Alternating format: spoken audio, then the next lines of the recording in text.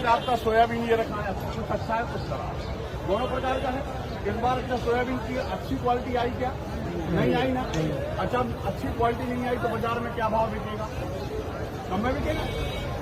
अच्छा, अब हम कहें कि समर्थन मूल्य पे लेना चाहिए तो क्या वो समर्थन मूल्य में जाएगा? नहीं जाएगा। मेरा जोर तो बोलो आप, नहीं जाएगा ना। अब जब समर्थन मूल्य में नहीं जाएगा तो आपको क्या मिलेगा? कुछ नहीं। अंतर का कुछ मिलेगा क्या? नहीं मिलेगा ना। मेरी बात से सहमत हो कि नहीं मिलेगा। अब मान लीजिए उदाहरण के तौर पे एक खराब जो सोयाबीन दाना खराब हो गया, मिट्टी है या जो भी है, 3600 रुपए का बिका। और आप अगर किसान को लोग जो बरगला रहे हैं कि समर्थन मूल्य की बात करो, चाहे वो किसी भी राजनीतिक दल के व्यक्ति हैं, मैं उनसे कहना चाहता हूं कि आप पहले बात को समझिए, आप किसान के हितैषी हो कि किसान के दुश्मन? अगर किसान के हितैषी हो तो आपको ये बात करना चाहिए कि भावांतर सबसे अच्छा है। अब अच्छा कैसे है वो मैं बता रहा हूं आपको, दोनों चीज समझ लीजिए आप। एक किसान का खराब है बिल्कुल सोयाबीन, खराब सोयाबीन है जिसके दाम आपको बाजार में मान लो 3500 रुपए मिल रहे हैं, तो समर्थन मूल्य में तो नहीं बिकेगा, तो आपको कितने पैसे मिलेंगे? 3500 ही मिलेंगे ना जो बाजार में बिका।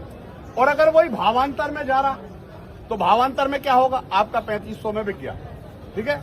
अब मॉडल रेट, उस दिन का मॉडल रेट मान लो बना 4200 रुपए, ठीक है ना, 4200 रुपए मॉडल रेट बना। अब आपको ये कहा जा रहा होगा, अरे तुम्हारा 4200 की जगह तुम्हारा 3500 करोगे, 700 का तो तुम्हारा जो ही नुकसान होगा। यही बात कह रहे होंगे लोग तुमसे, यही कह रहे ना। अब मुझे दूसरी बात ये बताओ कि आपका जब सोयाबीन आपने माना कि आपका 3500 रुपए का रेट था बिकने के बाद आपको समर्थन मूल्य में नहीं जाता तो आपको कोई पैसा नहीं मिलता।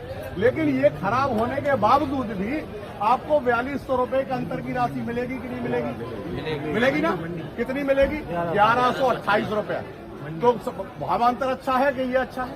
बताओ जरा मुझे। भावांतर जोर से बोलो।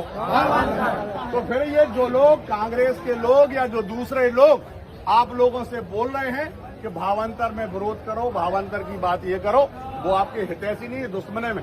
मैं इस बात को इसलिए बड़े भरोसे के साथ कह रहा हूँ, पिछली बार जब योजना 2017 में आई थी उस समय पर भी माननीय मलैया जी हैं, उस समय वित्त मंत्री थे, इनको मैंने कह के और इस योजना को लाया था।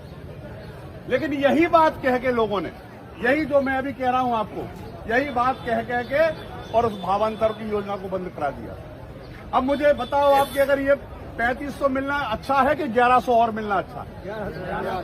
तो फिर हम अगर अपनी क्वालिटी देखेंगे, अच्छा अब मैं यहां से नहीं वो बात कह सकता, नहीं तो अभी अखबारों में छप जाएगी कि जब आप जाते हो वहां